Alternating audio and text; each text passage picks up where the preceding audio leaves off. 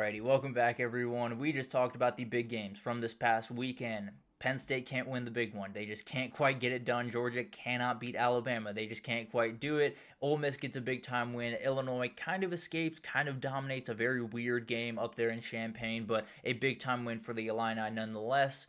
Let's get into all the rest of it because there is a lot more to get to. Frankly, we won't even get to all the games that I wanted to get to. That is entirely my fault for being a little bit late on this week's reaction show, but we'll get into an update at the end of the show to give you a better idea how we'll be able to cover everything going forward. But let's start with this one. Let's start with Virginia and Friday night getting a huge win over Florida State 48 to 38 or 46 to 38, excuse me.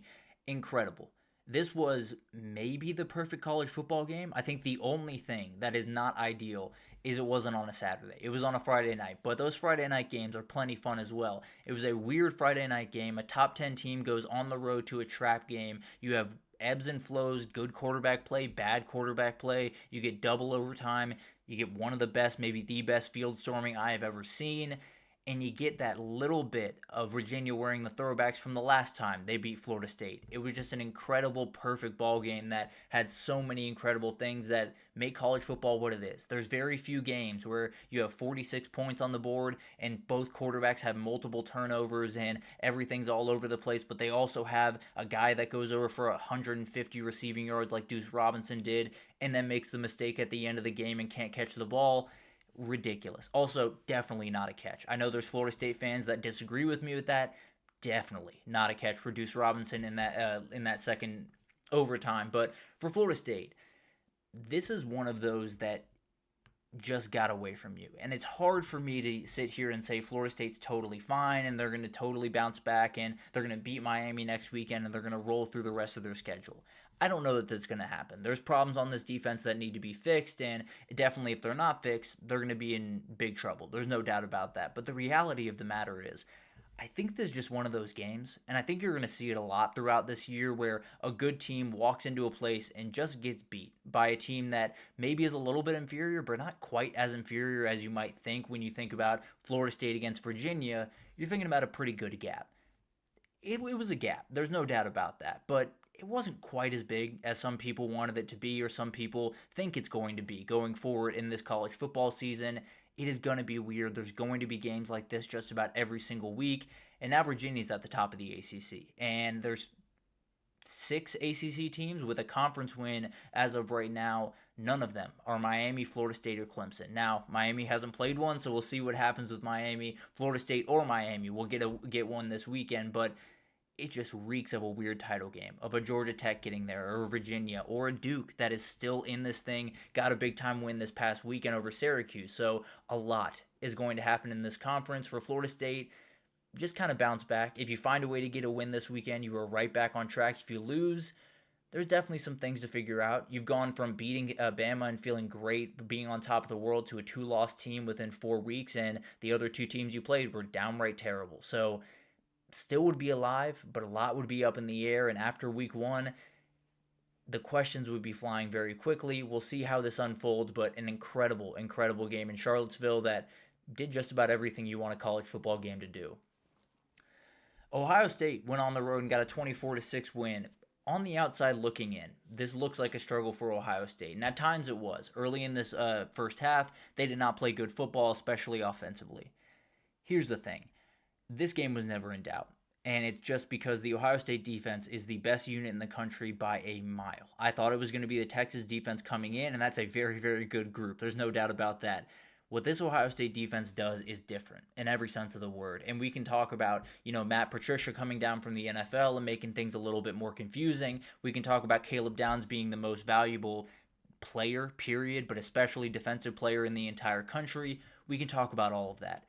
This defensive front is incredible. They've done some incredible, incredible things, and you lose a number of guys from a year ago that incredibly talented, no doubt about that, and really veteran guys that know exactly what they're doing.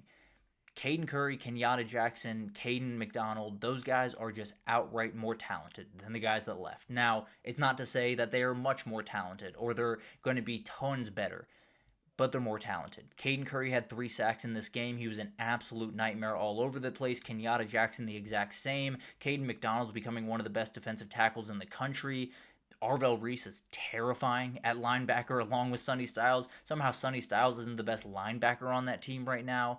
It is ridiculous what this unit can do for Ohio State. It is ridiculous what they're going to be able to do the rest of the season. For the offense, Julian Sayin is remarkable, plain and simple, and he's a guy that I think a lot of people are going to overlook throughout this season because they're not asking him to do too much. Now, the deep ball, I think, is something that maybe you could argue he needs to work on, but the reality of the matter is they're just not pushing the ball down the field all that much because I don't think they need to. I think they know they have an elite defense. I think they know that when they get that run game going, and tell me, and believe me, Bo Jackson is your guy. He's a freshman. I get that. He is your guy going forward. They're going to lean on him a little bit more. But the reality of the matter is they don't need to be special offensively. As crazy as that sounds for a team that has so much special talent offensively, they don't need to be different. They don't need to be special. They don't need to be exotic. They just need to line up and play football because that defense is going to hold teams to under 14 points, under 20 points every single game, no matter who you play, and you're going to be put in a position where Julian Sayin can make the throws. He just hasn't been asked to make the throws all that much this year. He will be at some point, and I have no doubt that he's going to make them. So we'll see what happens the rest of the way. They did a great job of locking up Damon Williams.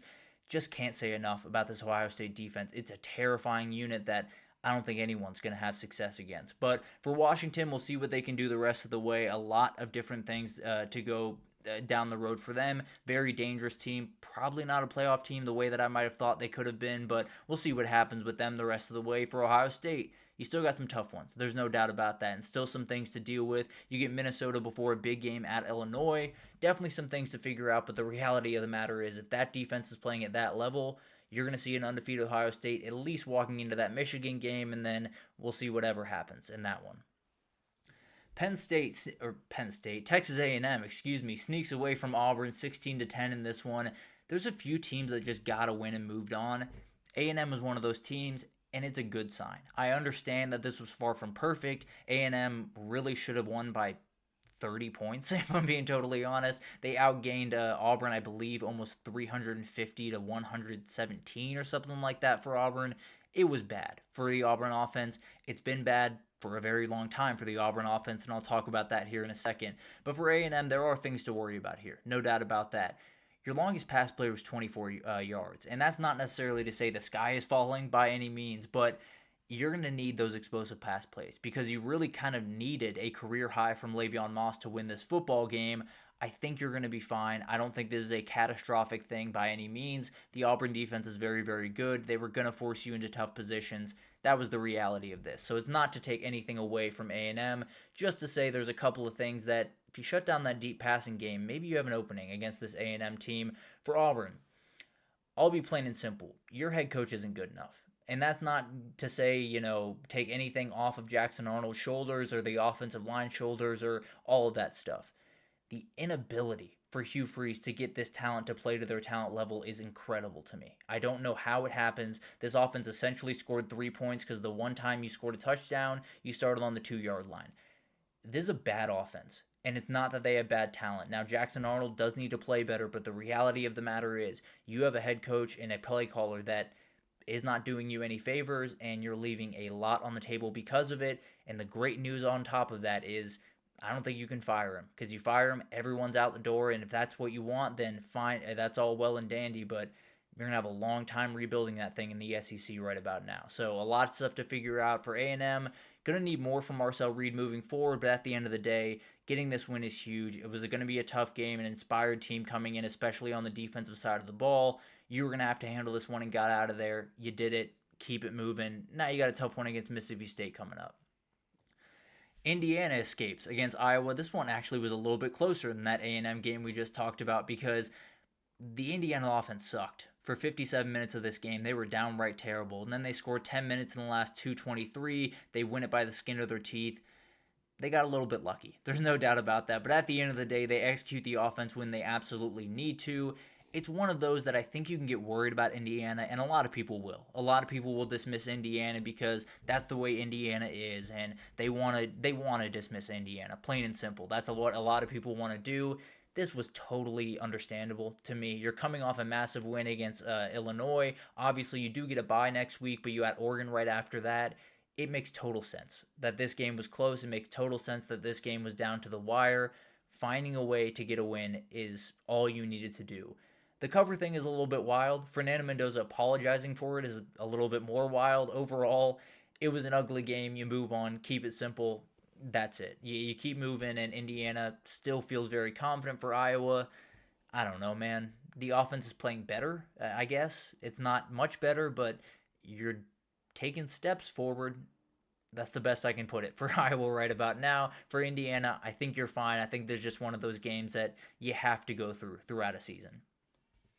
Tennessee skipped away from Mississippi State barely in this one, and I was talking about this going into the weekend, and a lot of people were, to be totally fair. Tennessee and Mississippi State was going to be a really fun game. It delivered in every sense of the word. It was so much fun to watch this game unfold. It went back and forth, a true dogfight where it looked like Tennessee had dominated at points and they were going to take over, that Mississippi State would punch back, and it looked like they were going to be able to win the game, and then Tennessee was able to punch back. So incredible stuff from this Tennessee football team. I think the biggest thing about Tennessee right now is they're not fully healthy. Jermon McCoy's coming back. Ricky Gibson's coming back. The run game is going to get better. The offensive line's going to get better.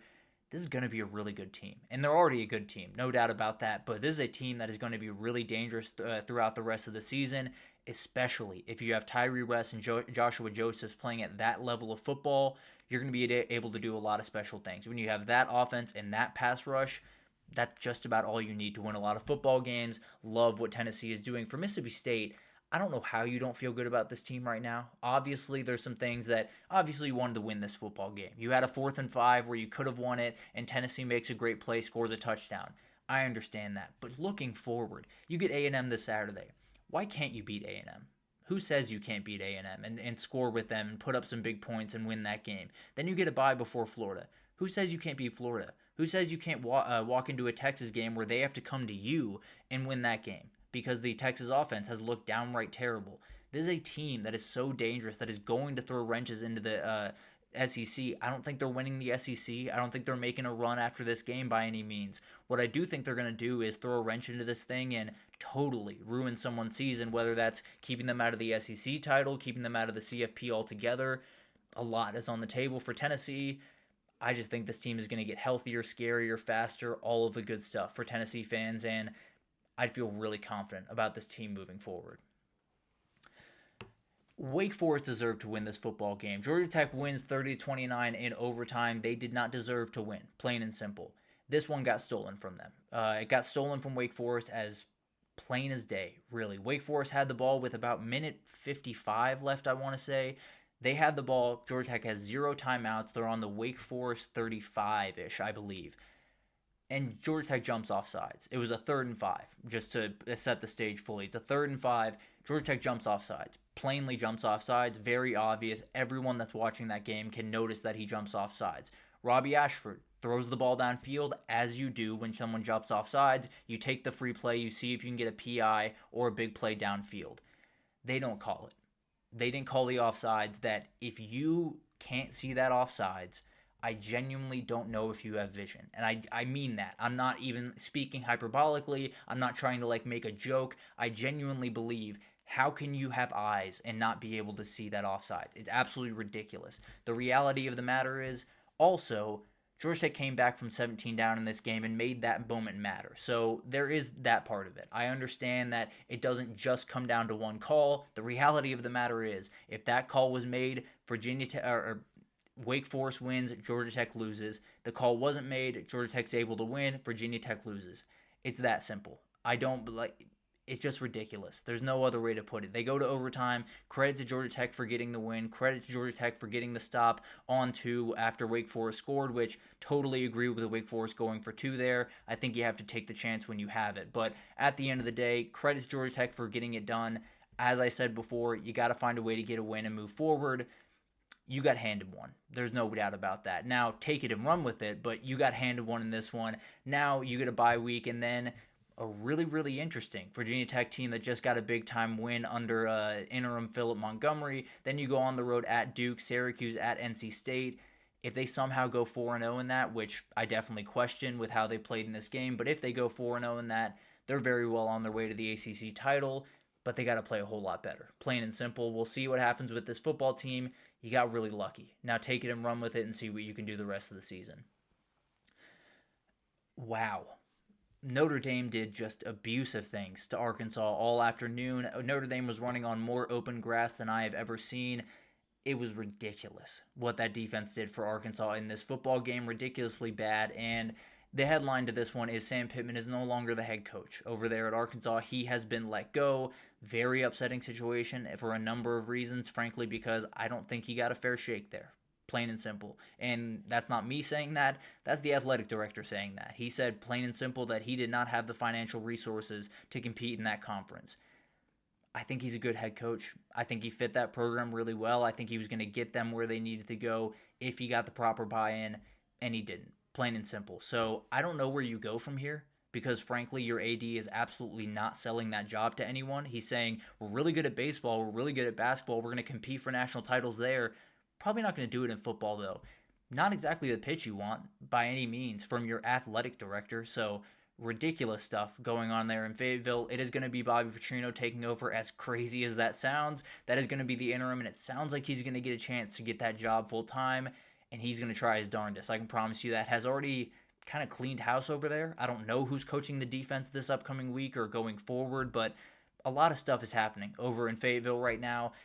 We'll try to get a handle on it sometime throughout the next little bit, but at the end of the day, new changes over there in Arkansas, and it's because Notre Dame just beat the crap out of them. And they needed this one really, really badly. No doubt about that. They are in really good position moving forward with the way USC played. You got to feel pretty confident you can go to 10-2 and probably get into the CFP.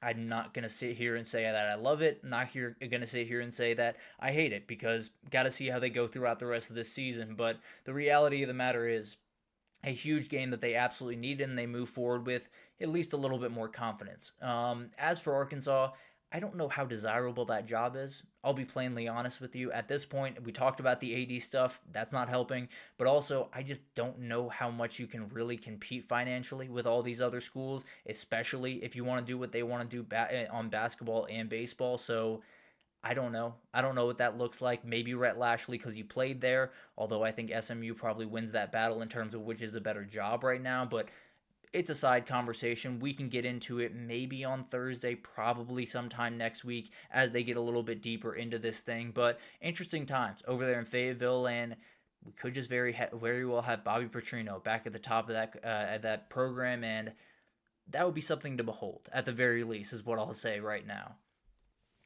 Arizona State gets one that they absolutely needed in very dramatic fashion on Friday night, 27-24 over TCU. TCU was in control of this game, plain and simple. Like, they were controlling this game. It looked like they were going to win it until the final 5 minutes. Arizona State goes on an 11-play drive to tie it with about 2 minutes left. Prince Dorval makes a massive play on Josh Hoover, gets a sack fumble, recovers it, sets him up for a go-ahead field goal. And then TCU gets the ball back, and you're thinking, okay, at least they have a little bit of time. They can find their way back. And then Josh Hoover throws a pick on the second play, and the game's over. It was a collapse. There's really no other way to put it. Now, it obviously is a team with Arizona State that is going to be really hard to beat no matter what. But the reality of the matter is you had this one in hand if you're TCU, and you left it on the table. I think it could come back to bite you. For Arizona State, if you didn't win this one, it was about to get bad. I'm just going to be totally honest. You needed this one really, really bad. They do get a bye. Then they head to Utah for a huge one, followed by Texas Tech, Houston, and Arizona and Iowa State. It's not going to be easy. Plain and simple. Those 4 games, if you find a way to go 3-1, you're in fantastic shape. If you go 2-2, you're definitely in a position where you need some help elsewhere in that conference. But at the end of the day, a win they absolutely needed, and definitely some things to figure out, but a huge one on Friday night. For TCU, I said it, I think this one's going to haunt them. I think in a Big 12 that is going to be so hard to win every single week, and I think just about every team is going to take 1 or 2 losses the rest of the way. I think this might be the game they look back on and think, if we just win that one, we're playing for a chance to go to the CFP instead of sitting on our couch right about now. BYU gets a win against Colorado, another game where you just needed a win and to keep moving forward. If you're BYU, I'm not super sold on BYU, but that's something we can talk about later on in the season. Incredible by Bear Bachmeier to go into his first road game, going down, going into the fourth, and he was the best player on the team for BYU in this game. Was the obviously the leading passer, but the leading rusher as well for BYU in this one. For Colorado, you head into the fourth quarter up 4 points. Then you give up a touchdown to start the fourth quarter. Understandable, totally fine. You also total 9 total yards. In the entire quarter, you throw an INT to finish this thing. You gotta play more consistent football. If you're not gonna play four-quarter football, especially in the Big 12, you're gonna lose just about every single one of these games because there is no lead that is safe. There is no lead that's going to be massive in this league going throughout the season.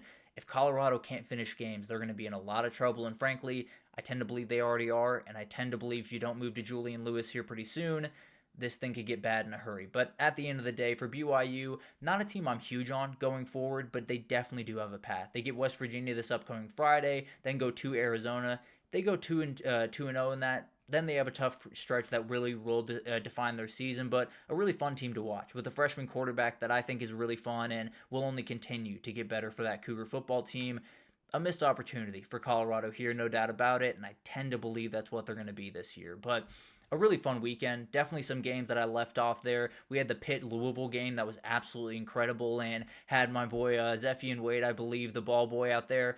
It kind of got a little bit of fame at the end of it, a little bit of crazy situation on the sideline there, but everything worked out over there. An incredible game that totally shakes up the ACC. We'll talk about at the end how I'm going to kind of try to do a better job of totally going around the sport on Sundays, and we'll talk about that at the end. But definitely want to take a break here. When we come back, let's get to the winners and losers from this past weekend. Curses had a big weekend in college football, as did young quarterbacks, and SEC fans had a confusing weekend. And we'll talk about it all right after this, so stick with us.